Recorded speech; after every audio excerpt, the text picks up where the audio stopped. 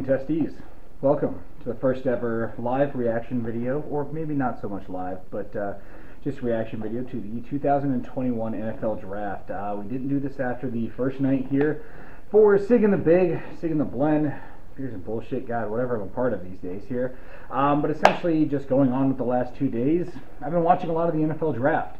Just to catch up on kind of what we've been going on here. If you're a fan of the channel, you're following the channel, this is your first time viewing it, we've done a little bit of draft coverage. We did a live draft special where I had some good friends of mine, Jay Syme, Siglin Wheeler, and Mike Shaw on for the show. A couple of them as my co-hosts, Mike Shaw also being a correspondent with Sig and the Blend. So I just kind of wanted to kick off here and just do like a solo review. Get on camera here for the first time to shoot out a video and just talk about what I thought about the first 3 rounds of the NFL Draft. Mostly because after the first round of the NFL Draft, I was exhausted and I still had to work today. So catching up on Friday night's draft here, that was a little bit more lax, a little bit more, kind of like an enjoyable experience. I feel like we all do that first round of the NFL Draft party. But we ended up doing Buffalo Wild Wings this year. And man, I'll tell you what, after 3 hours in plastic chairs, I was ready. I was ready to go home. So obviously that's where I kind of kicked it and watched the second installment of the draft here, with part 3 coming tomorrow, rounds 4 through 7. We might go ahead and recap that a little bit, but I just wanted to give my quick grades here after the first 3 rounds.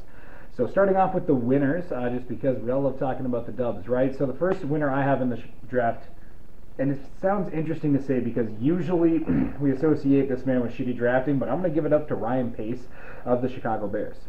Because, well, I mean, to be honest with you, going up and getting Justin Fields at 11, even though you trade up a first-round pick next year, Fields just feels like he's going to be something else for this team.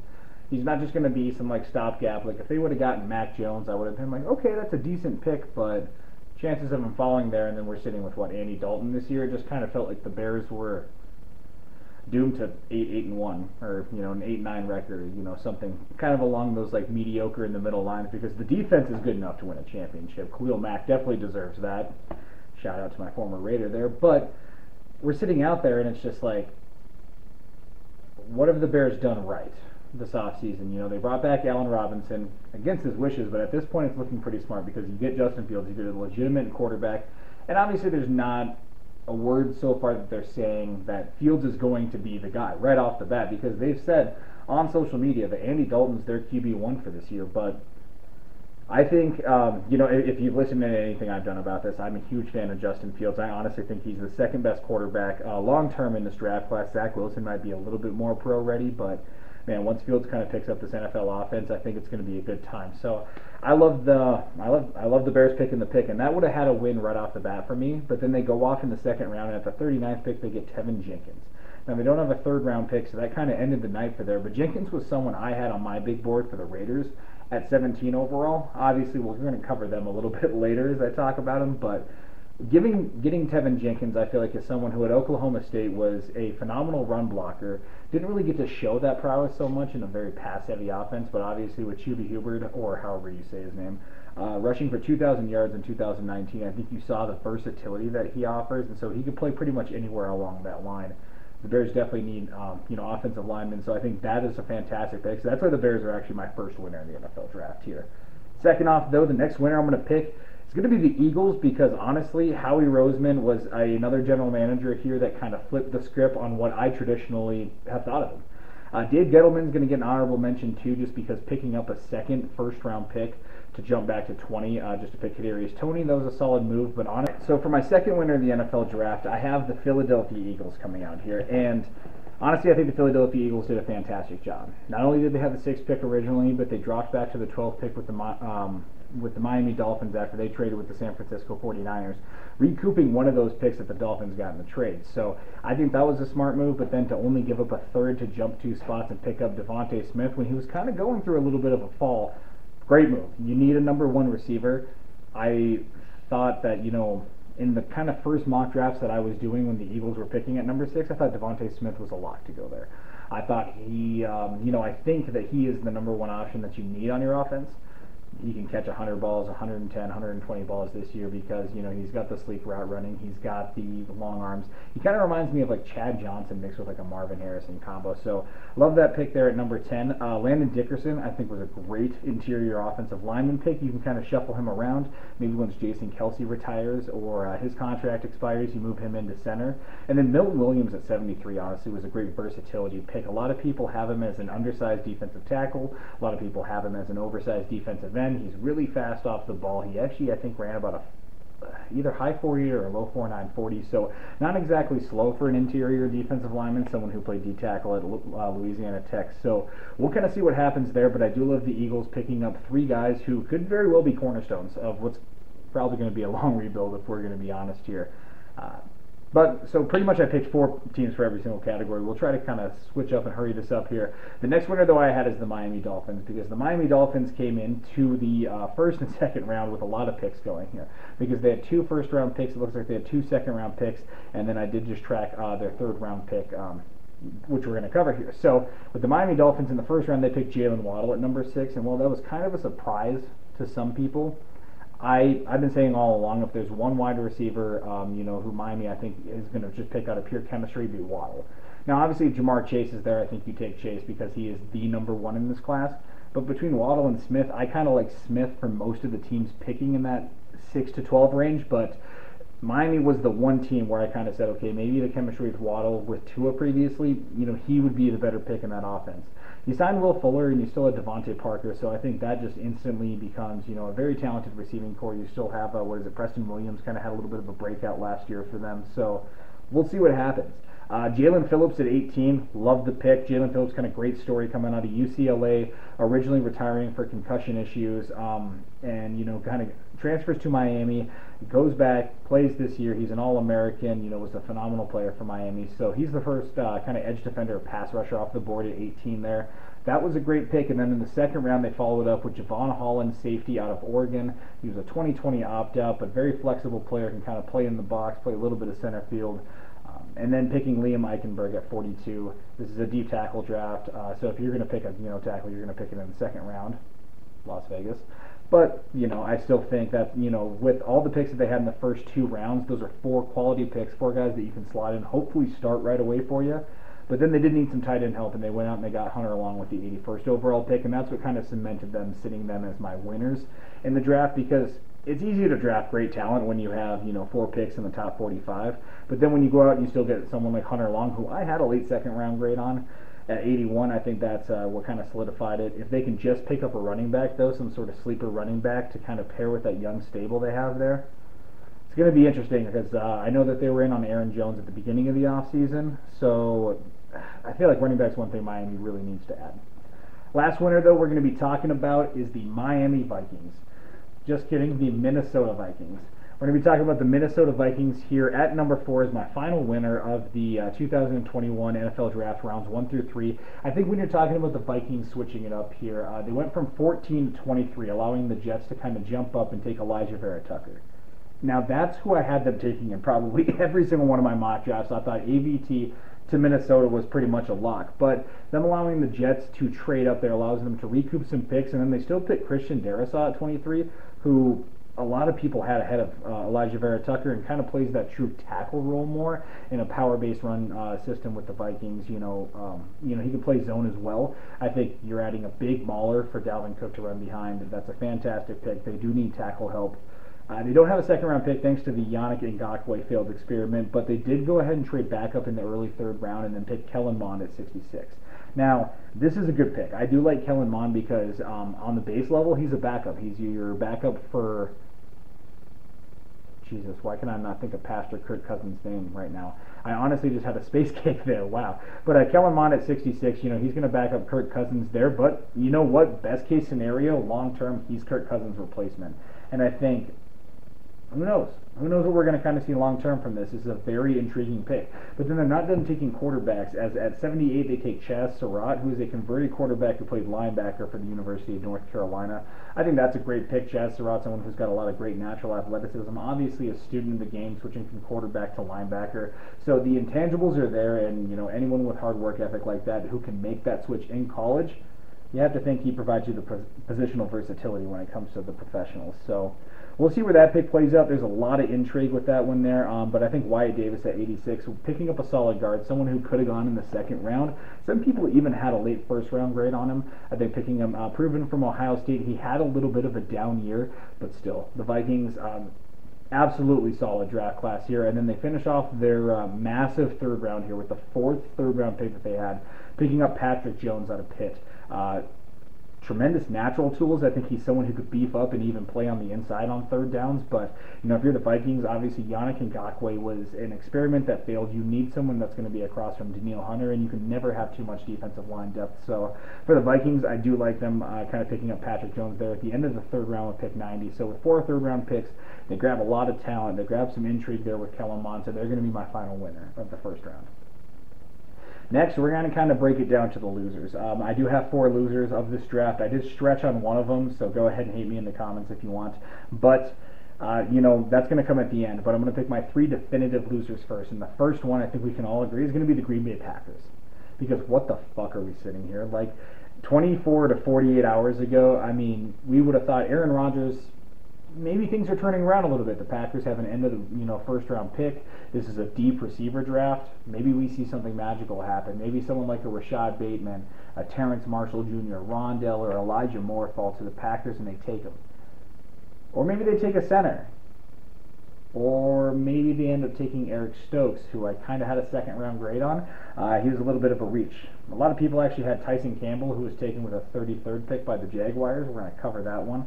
As a better cornerback, I honestly didn't think, I don't want to say I didn't like the Georgia boys. I just had, either late second or third round grades on either of them. So I think with the Packers jumping up here, Stokes is an intriguing pick. He's a very fast cornerback. He's a great playmaker, but I think he's really raw. He's someone you can maybe pit next to Jair Alexander, because Alexander's going to cover your primary receiver every time. So I don't know.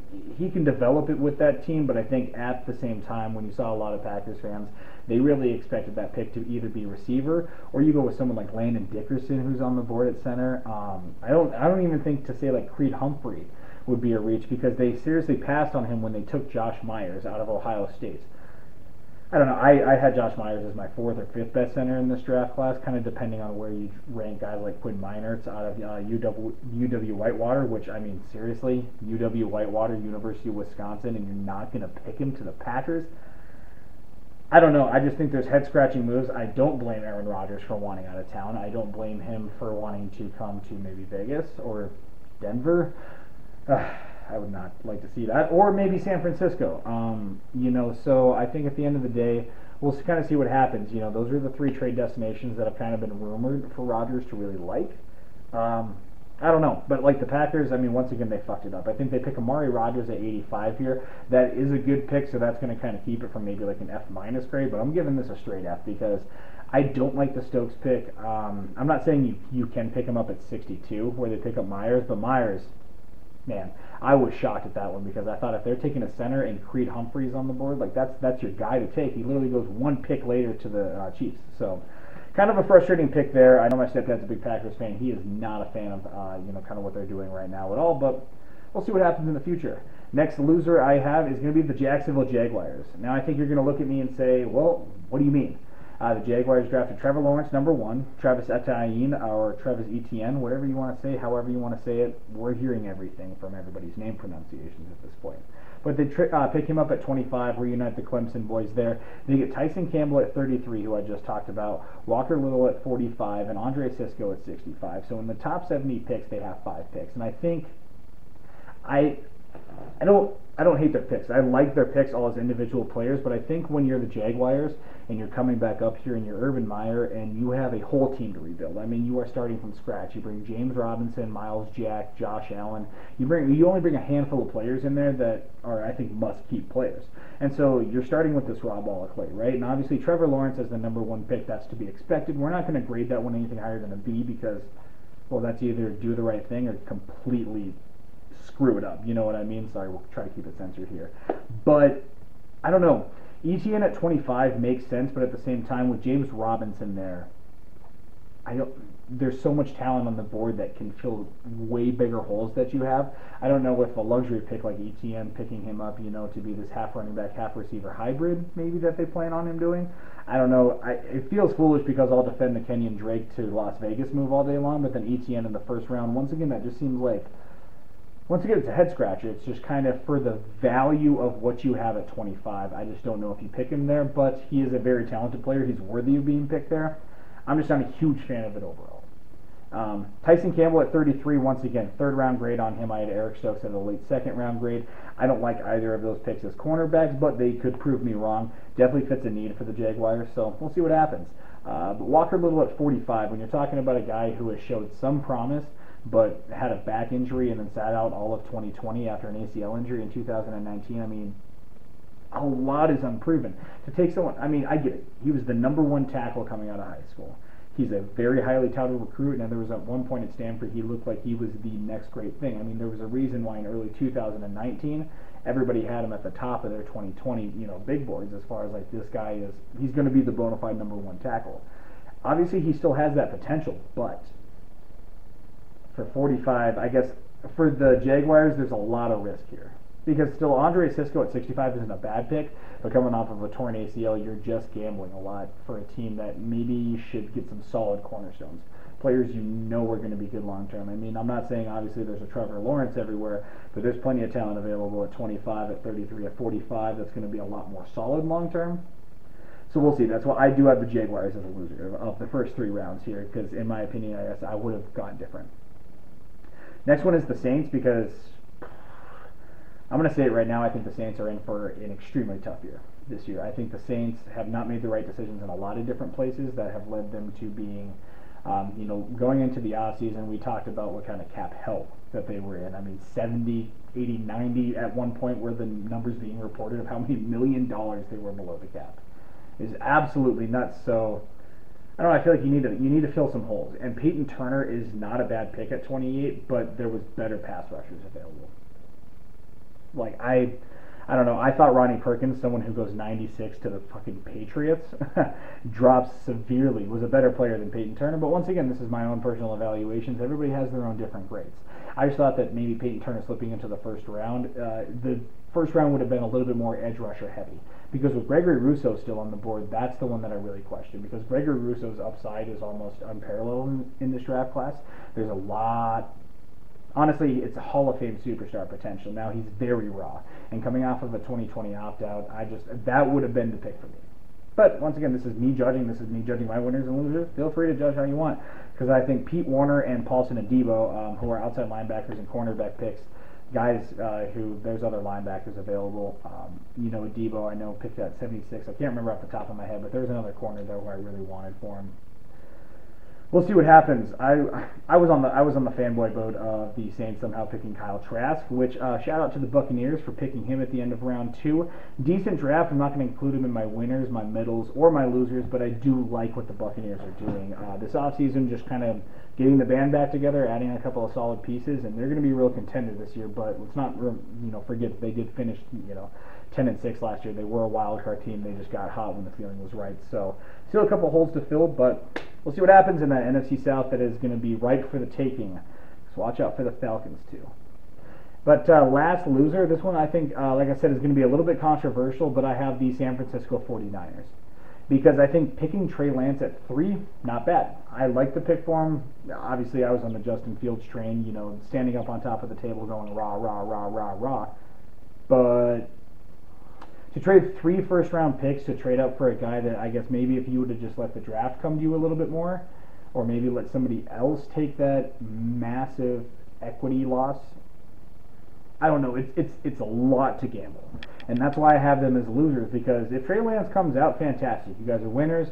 Obviously, there's not a price that I feel like that's too high to pay for a franchise quarterback. If you're going to get a Patrick Mahomes, a Lamar Jackson, an Aaron Rodgers, Tom Brady, if you're going to get a game-changing, franchise-changing quarterback who's going to win you Super Bowl rings, what is that actually really worth at the end of the day to like first-round picks you might whiff on, so on and so forth? That's honestly a video for another time. But we're sitting here, and they picked Trey Lance at 3, Aaron Banks at 48, and then Trey Sermon at 88. So not really anything sexy for a team who's supposed to be, you know, if they bounce back from injury the right way, they're supposed to be another big contender in the NFC. But man, there's a team we're going to talk about in the NFC West too a little bit later here in my fence posters. But I think the Seahawks are going to be a good team here, and then the Rams getting Tutu Atwell with their first pick in the late second round. That was a hell of a pickup for them. I think with Matt Stafford kind of coming to town, you're going to see re-energized, revitalized Rams offense, and they're going to do some damage out there. So the NFC West is something to watch here. But the Niners, once again, like I said, guys coming back from injury, we'll see what happens. Last, I want to talk about fence posters. These are kind of people who are not people, but teams I kind of feel like are on the in-between right now. They drafted good, they drafted bad, they drafted with a lot of intrigue, and I don't know whether to give them a win, a loss, not talk about them at all. I guess I don't know. These are a couple of teams that really just kind of stuck out to me. Now, being a Raiders fan, I'm just going to cover them right off the bat at first because I almost put them in my losers, but honestly, they kind of recovered a little bit for me today. Alex Leatherwood at 17, we're going to talk about it right off the bat. That is a fucking reach. Extreme reach. Stupid reach. I thought we could have gotten him in the end of the second round, but me personally, I guess maybe I didn't look into him as closely as I should have, because the more I look into him, the more I do like him. But it's just kind of funny because we literally then take Trevon Moehrig in the second round at pick 43. We trade up in the second round to pick him up.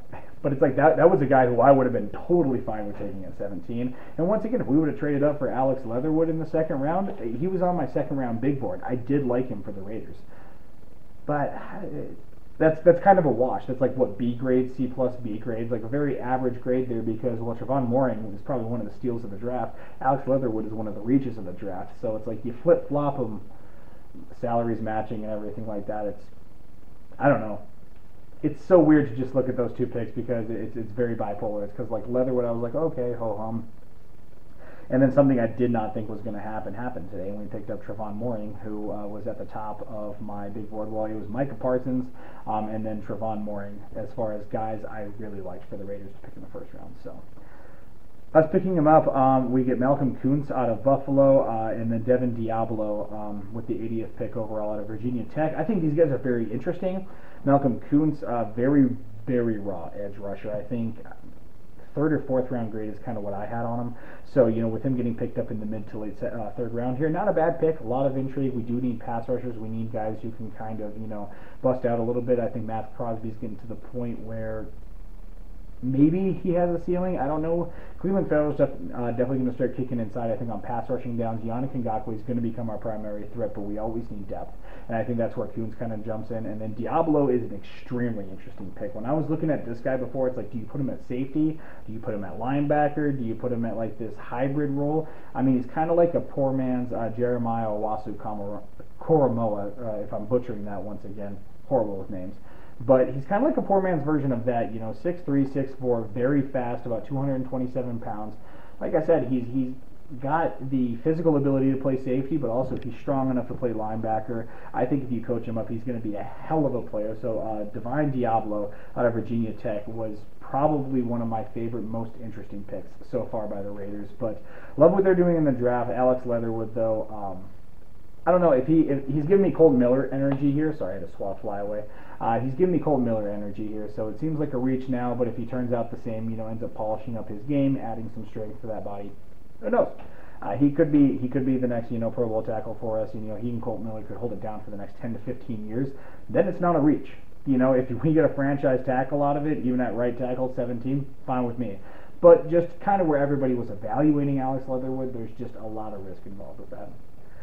Second team, like I said, I really like their picks, but just kind of where they're valued. I'm going to go with the New York Jets as one of my other fence posters because you grab Zach Wilson at 2. That's a lot of risk being the second pick in the draft. And then you trade up for Elijah Vera Tucker, who was probably one of my favorite linemen. He was my number 3 lineman. You know, kind of a guard tackle. It depends where you really want to put him at the end of the day. But he was my third-ranked lineman after Sewell and Slater. So really like that pick. I don't know about trading up for him, though, because I believe, you give up 2 third-round picks, which is a decent little bit of capital. And what ended up being like Christian Darrisaw, who I thought was probably a better pick for him, could have ended up falling to him at 23. Obviously, we don't know how the draft ends up turning out if the Vikings stay there, but the Vikings traded back 9 picks, got a guy that they liked anyway, so It just, I don't know. That one was it was a middling grade for me. But then I think picking up Elijah Moore at 35, great weapon for Zach Wilson to start off with. It's going to be an interesting young receiving core in New York. I'm excited to see what the Jets are doing with Robert Saleh. For the first time in a while, I don't hate the Jets. Like, I really want to see them do well. So it's going to be interesting to see what happens here. Third, the Cowboys, because the Cowboys will always confuse us on draft day. There's just nothing else like it. The Raiders are a very confusing team on draft day, but so are the Cowboys, because at 12 you go with the best player available in Micah Parsons. I think it's great to recoup a third-round pick while jumping back 2 picks, allowing the Eagles to get up and pick Devontae Smith. Parsons fits as an off-ball linebacker with Leighton Vander Esch and Jalen Smith, but I don't know, I just feel like it's gluttonous at this point. With Caleb Farley still on the board, I know J.C. Horn was taken. I know Patrick Surtain was probably robbed from him by the Denver Broncos. Also another interesting pick, what's going on in Denver. They almost made my fence posters list too with Quinn Meinerz and the Patrick Surtain pick. But with the Dallas Cowboys here, it's just such interesting picks because, like I said, Micah Parsons, good pick. I don't know if it addresses the need right away. They take Kelvin Joseph at 44, who that's about where I had him ranked anyway. So I think that's a good pick out of Kentucky. Someone who was a very late draft riser, kind of had a 4th round grade, I think, originally when I was looking into him, and then in the last couple of weeks he's really jumped up. So good pick there at 44. Osa Digizua out of UCLA. Once again, I love butchering the names here. He's a very interesting prospect. Once again, someone who never kind of proved all of his tools at UCLA, but you never know if the Cowboys can kind of unlock that. They do need help on that interior defensive line. So we'll see. That's an interesting pick. And then Chauncey Golston at 84, and then Nick Wright at 99. Like I said, Parsons is kind of the big reason I put them on the fence here, because he could be a phenomenal off-ball linebacker who can rush the passer, because he can do anything. I think he's a chess piece for a very creative defensive coordinator, but a lot of teams just saw him as a middle linebacker. So with the Cowboys, I don't think he fills the big need of corner that we kind of all thought that they were going to take with Patrick Surtain, but when that pick's not there to trade back, recoup a 3rd-round pick, and then still just be able to fill a need on a defense that was really bad last year. The Cowboys, once again, I think they're in playoff contention, and it's going to be a lot more interesting of an NFC East than we saw this last year. Last but not least, the Cardinals, because I like the Cardinals picks, but I think they reached. I think they reached with Zaven Collins at 16. That was a big reach, but obviously at that time I think Mike Mayock, talking about reaching at 17, he talked later, the only team that was available to trade down wanted the same things as the Raiders, so it's like, do you trade down and potentially lose your guy? Well, if the Cardinals feel that strong about Zaven Collins, 16 isn't too bad of a reach, but I still felt like maybe late 1st round, early 2nd was the grade on Zaven Collins there, but he could be a great player for the Cardinals on a team that has a lot more excitement, but that was a reach. I love the Rondale Moore pick. Man, you put him there with Larry Fitzgerald, DeAndre Hopkins, A.J. Green. I'm probably forgetting about some receivers they have there who are dynamic. But man, Rondale Moore steps in as a super slot.